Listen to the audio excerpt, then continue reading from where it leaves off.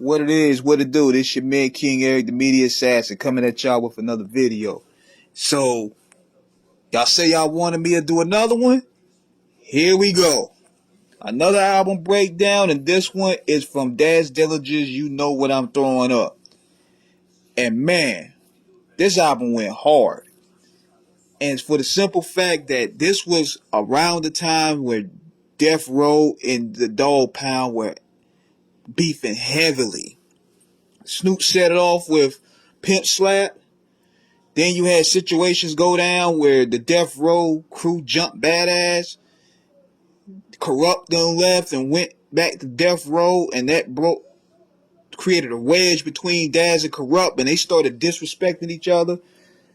And it just came full-fledged on this album here. It was a straight up wartime album right here. And you could tell by even the thank yous. Daz had a chip on his shoulder. He was ready for the smoke. I'll read it to you. He said, extra special thanks to Death Row Records for showing the world that the world West Coast is over here.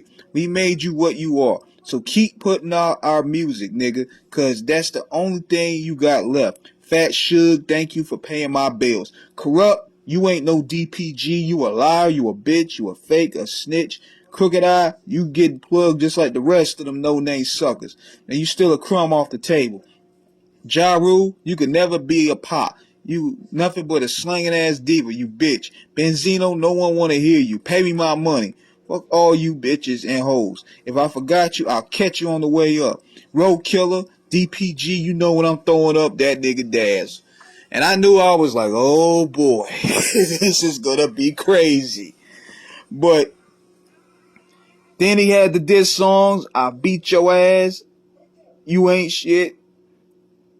Like, they were going ham at Corrupt on here.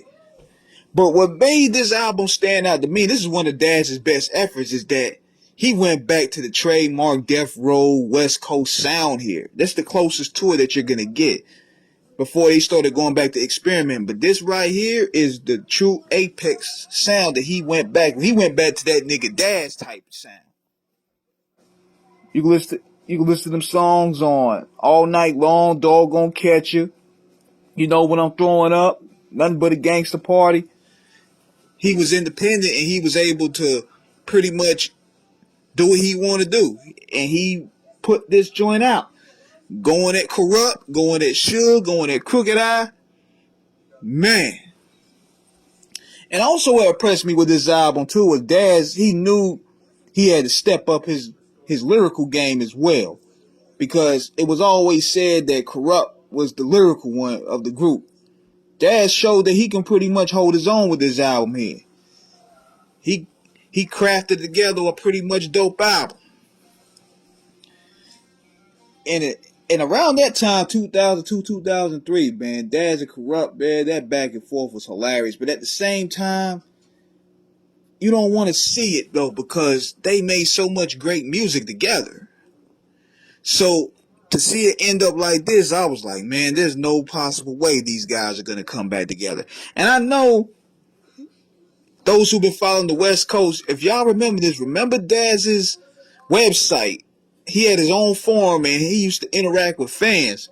He used to talk shit about Suge and Corrupt every single day. He used to do artwork of Suge and Corrupt, like, you know, Suge screwing Corrupt. It was crazy. And this is also around the time where he started really doing more interviews, because he wasn't really doing more interviews like that on Death Row like that. He started really showing his personality. He was just dissing everybody. He didn't care. He dissed the Outlaws even. He dissed the Outlaws. He dissed the Booyah Tribe. Anybody that was a part or cool with Suge, Daz just dissed them.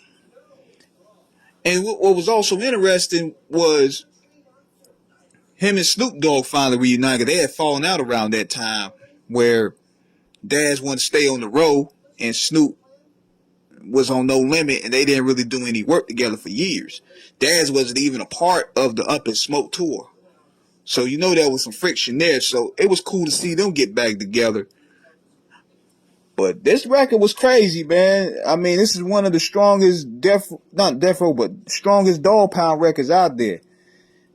And I'm glad to see that they put it all behind them and that they're making good music together. They're still touring. They're still a part of this new Death Row renaissance that's going on. But this record here was hard, man.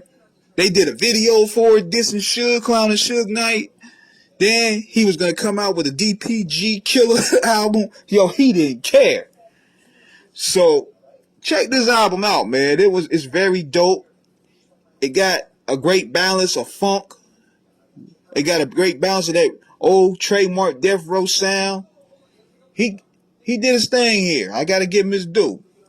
So definitely check this out if you can find it. This is King Eric signing out. Peace.